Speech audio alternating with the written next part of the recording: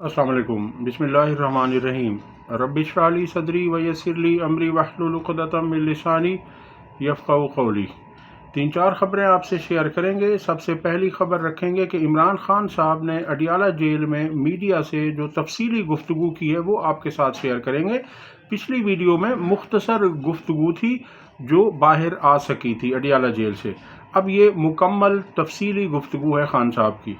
इसके बाद दूसरी खबर रखेंगे कि 20 माह बाद रिहाई पाने वाले तहरीक इंसाफ के वर्कर्स का जोश और जज्बा दीदनी था और 26 नवंबर एहतजाज में कितने लोगों की इंसदाद दहशतगर्दी अदालत से ज़मानतें हुई हैं और साल 2024 इस्लामाबाद पुलिस की तवज्जो सिर्फ पीटीआई पर मरकूज़ रही।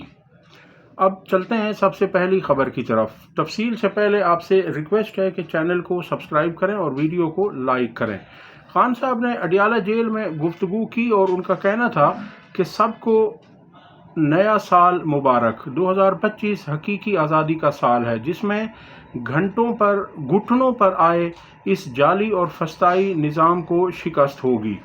उनका कहना था कि इस आमिराना दौर में शख्सी आज़ादियों के ख़ात्मे, बुनियादी हुकूक की पामालियों और इदारों की तबाही ने मुल्क के न सिर्फ समाजी और सियासी निज़ाम बल्कि कानूनी और मुआशी निज़ाम को भी दरहम बरहम कर दिया है। जिस भोंडे अंदाज में खालिद खुर्शीद को 34 साल की सज़ा सुनाई गई उससे साबित होता है कि मुल्क में रूल ऑफ लॉ ख़त्म हो चुका है और गैर एलानिया बदतरीन आमरीत का राज है। मुशर्रफ दौर में भी हम फ़ौज की मुदाखलत पर तनकीद करते रहे हैं, लेकिन इसके बावजूद हमें इस किस्म की जबर व फस्तायत का सामना नहीं करना पड़ा। वकला तहरीक से पहले भी हम फ़ौज की सियासी मुदाखलत के ख़िलाफ़ भरपूर तनकीद करते थे, लेकिन तब कोई एजेंसी अपने शहरियों को इस तरह से नहीं उठाती थी। उनका कहना था कि आईनी अदालत बनाकर पूरे अदालती निज़ाम को तबाह किया गया और काजी फ़ायज़ ईसा की बाक़ियात को अदालती निज़ाम का कब्ज़ा दे दिया गया ताकि काजी की रवायत बरकरार रखते हुए अदालती फ़ैसले GHQ के ज़ेर असर करवाए जा सकें। मेरे खिलाफ पिछले साल भी 4 गैर कानूनी फ़ैसले दिए गए थे। सोमवार को अलकादिर केस का फ़ैसला भी वैसा ही तवक्को कर रहा हूँ, यानी 6 जनवरी की बात कर रहे हैं कि 6 जनवरी को अलकादिर यूनिवर्सिटी केस का फ़ैसला भी मुतवक्के है और ख़ान साहब कह रहे हैं और दुनिया भी जानती है कि उस केस में भी ख़ान साहब को सज़ा दी जाएगी। वो कहते हैं कि ऐसे ही लाकानूनियत पर मबनी फ़ैसले पूरी दुनिया में पाकिस्तान की बदनामी का बायस बनते हैं। मिलिट्री कोर्ट्स जैसे फ़ैसलों से पाकिस्तान में कानून की हुक्मरानी का ख़त्मा हो गया है। जिस मुल्क में कानून की हुक्मरानी ना हो वहाँ कोई सरमायाकारी करने को तैयार नहीं होता। पाकिस्तान में अब भी ग्रोथ रेट 0 है। जब माशी तरक्की ही नहीं होगी तो ना हम कर्ज़ों से निकल पाएंगे और ना ही बेरोज़गारी का ख़ात्मा हो सकेगा। पाकिस्तान के फ़ैसले पाकिस्तान में ही होंगे, इससे मुताल्लिक़ मेरा मौक़िफ़ वाज़ेह है, लेकिन जब बुनियादी इंसानी हुकूक का मामला होता है तो पूरी दुनिया से आवाज़ें उठना फितरी अमल है। यानी खान साहब ने उन लोगों को उनकी तनकीद का जवाब दिया है जो कहते हैं कि जी अमेरिका क्यों हमारे अंदरूनी मामलात में मुदाखलत कर रहा है। ये अंदरूनी मामलात नहीं हैं। इंसानी हुकूक की जहाँ भी खिलाफ वर्जियाँ होंगी, वो दुनिया का चाहे कोई भी कोना हो, तो उस इंसानी हुकूक की पामाली के ख़िलाफ़ हर ज़ी शऊर शख्स, हर अक्लो दानिश रखने वाला शख्स, हर फ़हमो फ़िरासत वाला शख्स, हर सूझ-बूझ रखने वाला शख्स उस पर तनकीद करेगा, उस पर आवाज़ उठाएगा। जैसा हम कश्मीर में जो ज़्यादतियाँ हो रही हैं या होती हैं हम उस पर आवाज़ उठाते हैं। फ़लस्तीन में जो कुछ होता है हम आवाज़ उठाते हैं। बर्मा में जो कुछ हुआ हमने आवाज़ उठाई। इसी तरह जहाँ जहाँ भी इंसानी हुकूक पामाल किए जाते हैं तो वहाँ पर हर शख्स, हर मुल्क आवाज़ उठाता है। तो उन लोगों को इमरान खान साहब ने जवाब दिया कि हम अपने फ़ैसले ख़ुद करेंगे, हम किसी की मुदाखलत बर्दाश्त नहीं करेंगे, मगर ये इंसानी हुकूक के मामलात हैं। उनका कहना है कि अक़वाम मुत्तहिदा जैसे इदारे इसीलिए بنائے گئے ہیں کہ دنیا کے تمام ذی شعور انسان بنیادی حقوق کی پامالی کے خلاف آواز اٹھائیں۔ دو قسم کے لوگ ہی انسانی حقوق کی پامالیوں پر آواز بلند نہیں کرتے، ایک خود غرض اور دوسرے بزدل۔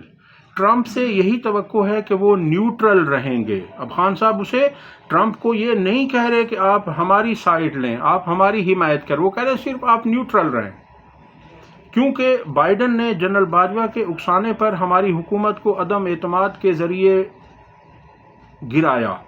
ہٹایا، واضح مداخلت کی جو ساری دنیا جانتی ہے۔ وہ کہتے ہیں کہ ہماری مذاکراتی کمیٹی حکومت کے ساتھ مذاکرات کر رہی ہے، ہمارے مطالبات جائز ہیں۔ 26 نومبر اور 9 مئی پر جوڈیشل کمیشن کا قیام اور سیاسی قیدیوں کی رہائی۔ ان کا کہنا تھا کہ DGISPR 9 مئی پر سری غلط بیانی کر رہے ہیں۔ سیدھا اصول یہی ہے کہ جس نے CCTV فوٹیج چرائی اس نے ہی 9 مئی کروایا۔ ملٹری کورٹ سے فیصلے بھی اسی لیے کروائے گئے کہ وہاں کسی نے CCTV فوٹیج مانگنی ہی نہیں تھی۔ 26 نومبر کو سیدھی گولیاں مار کر ہمارے لوگوں کو شہید کیا گیا۔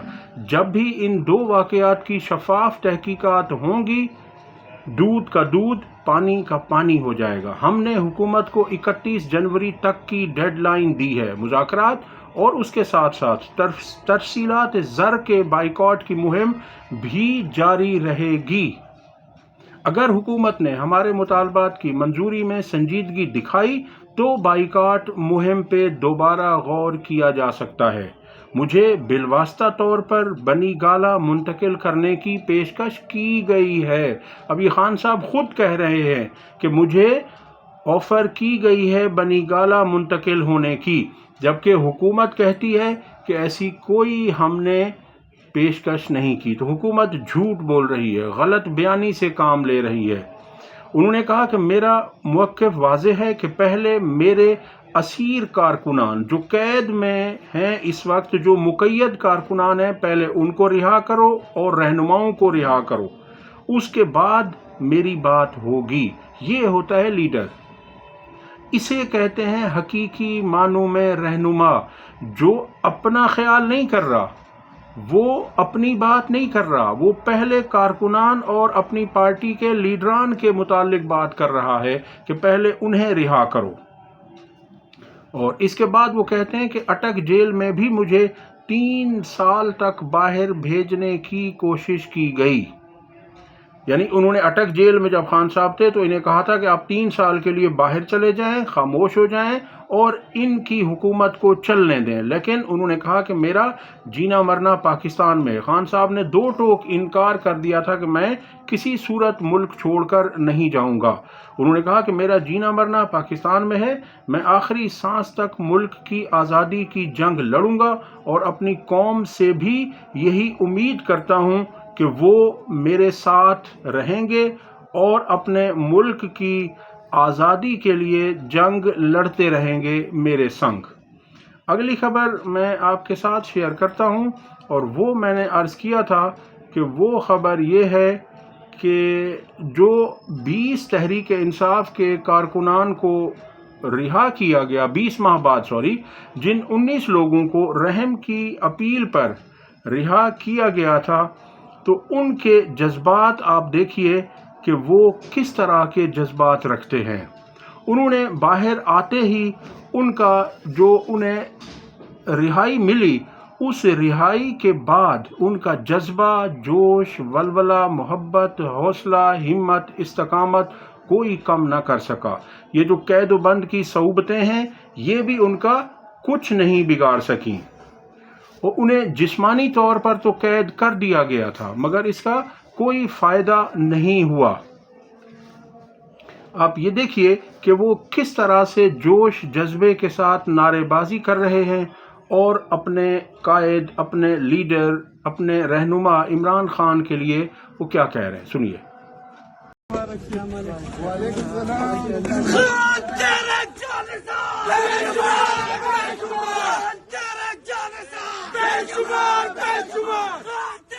خان تیرے جان نثار خان تیرے جان نثار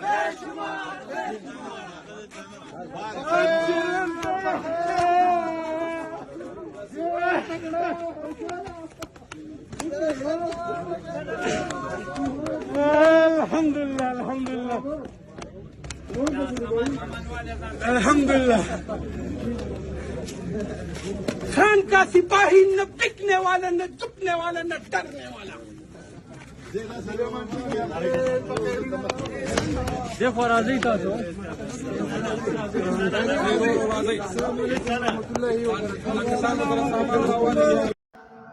جی تو آپ نے سنا. اب اس میں یہ ہے کہ ان کو کوئی بھی چیز انہیں توڑ نہیں سکی، ان کے جذبے کو کم نہیں کر سکی، بلکہ وہ کہتے ہیں کہ حقیقی آزادی تب ملے گی جب ہمارا لیڈر ہمارے ساتھ ہوگا. آزادی تب ہوگی جب عمران خان رہا ہوں گے. ملٹری کورٹ سے سزا پانے کے بعد رہا ہونے والے پی ٹی آئی ورکرز کی خان کے حق میں خوب نعرے بازی. وہ کہا جاتا ہے کہ یہ بات معلوم نہیں میرے صیاد کو شاید، یہ بات معلوم نہیں میرے صیاد کو شاید، گھٹتی ہے اگر سانس تو کھلتی ہے زباں اور. یعنی یہ جو جس طرح سے زبانیں بند کر رہے ہیں، تو جب سانس گھٹے گی تو پھر زبانیں کھلیں گی، پھر لوگ بات کریں گے. اگلی خبر آپ سے شیئر کرتے ہیں کہ 26 نومبر 2024 کے احتجاج میں 278 ورکرز کی ضمانتیں منظور ہو گئی ہیں، جبکہ 158 کی مسترد کر دی گئی ہیں. اسلام آباد کی انسداد دہشت گردی عدالت نے 278 ورکرز کو رہائی کا حکم دیا. ٹوٹل مجموعی طور پر 436 ضمانتوں کی درخواستیں دائر کی گئی تھیں. اگلی خبر آپ کے ساتھ شیئر کرتے ہیں کہ سال 2024 میں اسلام آباد پولیس کی توجہ صرف اور صرف عمران خان اور تحریک انصاف کے کارکنان کو دبانے پر مرکوز رہی، جبکہ اسلام آباد میں جرائم پیشہ افراد کی چاندی ہو گئی. آپ کے سامنے یہ پوری رپورٹ رکھتے ہیں کہ اس میں کیا ہوا. سال 2024 میں وفاقی پولیس کی توجہ صرف پی ٹی آئی پر رہی، جرائم پیشہ افراد کے سامنے ہینڈز اپ کر دیے گئے. تفصیلات کے مطابق جب سے وزیر داخلہ محسن نقوی کے منظور نظر علی ناصر رضوی کو آئی جی اسلام آباد تعینات کیا گیا ہے، اسلام آباد میں وارداتوں میں تشویشناک حد تک اضافہ ہو گیا ہے. سینکڑوں افراد قتل ہو چکے ہیں، ہزاروں ڈکیتیوں کی وارداتیں ہوئیں، ہزاروں شہری موٹر سائیکلوں سے محروم ہو چکے ہیں. اس میں صحافی عثمان بٹ کے مطابق اسلام آباد شہر میں 163 افراد قتل کر دیے گئے. ان کے مطابق ڈکیتی کی 2500 کے قریب وارداتیں رپورٹ ہوئیں. صرف 2024 کی بات ہے. دوران ڈکیتی کئی افراد جان سے بھی گئے. شہریوں کی 3650 موٹر سائیکلیں چوری ہو گئیں. ایک سال میں 495 افراد کو گاڑیوں سے محروم کر دیا گیا. ان سے اسلحے کی نوک پر گاڑیاں چھینی گئیں.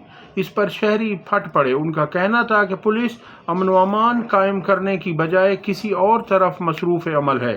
رواں سال درجنوں افراد کو تاوان کے لیے اغوا کیا گیا. شہر میں دندناتے ڈاکوؤں اور راہزنوں نے 1770 وارداتیں کر ڈالیں. ڈکیتی کی وارداتوں کے دوران ڈاکوؤں نے 16 افراد کو قتل بھی کر دیا. نصرت جاوید صحافی کے مطابق اسلام آباد میں سیف سٹی کیمرے ہونے کے باوجود 163 افراد قتل ہوئے، 432 گاڑیاں چھینی گئی ہیں.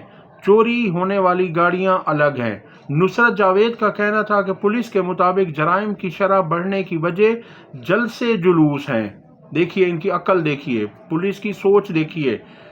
پولیس کا کہنا تھا کہ ہمارا زیادہ اسلام آباد میں تحریک انصاف کے احتجاج جلسوں کو روکنے اور کاؤنٹر کرنے میں وقت صرف ہوتا ہے. اگلی خبر یہ ہے کہ صاحبزادہ حامد رضا جو کہ تحریک انصاف کی اس کمیٹی کے رکن بھی ہیں، 6 رکنی کمیٹی میں سے ایک رکن ہے، ایک اہم رکن ہے، ان کا کہنا یہ تھا کہ عمران خان صاحب بہت جلد رہا ہو رہے ہیں۔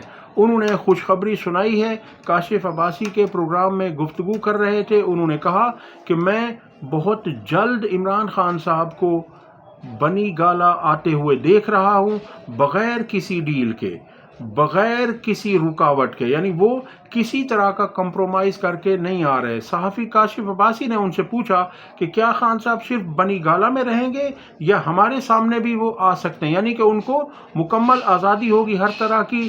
تو اس پر صاحبزادہ حامد رضا نے کہا کہ عمران خان صاحب کسی ڈیل کے نتیجے میں باہر نہیں آ رہے، وہ عدالتوں سے بری ہو کر باہر آ رہے ہیں، کیونکہ ان کے خلاف اب کوئی ایسا کیس نہیں ہے جس میں ان کی ضمانت نہ ہو۔ صرف ایک کیس ہے 190 ملین والا، جس پہ 6 جنوری کو فیصلہ آنا ہے۔ اگر اس میں بھی وہ سزا سنا دیتے ہیں تو وہ ہائی کورٹ سے جا کر انہیں ضمانت مل جائے گی۔ انہوں نے خوشخبری سنائی عوام پاکستان کو کہ عمران خان صاحب بہت جلد ہمارے درمیان ہوں گے۔ اب تک کے لیے اتنا ہی۔ ویڈیو پسند آئی ہو تو لائک اور شیئر کریں، چینل کو سبسکرائب کریں۔ اللہ حافظ۔